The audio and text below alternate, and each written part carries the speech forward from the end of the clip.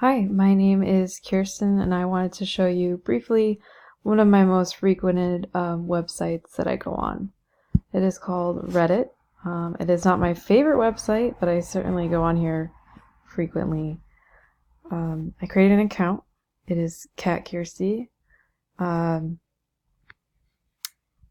of these on my main page are subreddits that I follow. Subreddit is r/ and then the name of the subreddit. Let's see. You can search popular or new, or even if it's not on your subreddit page that you follow. Say I want to see more about Ireland, and it's gonna load. And r/Ireland would mean that is the subreddit. If I click on it,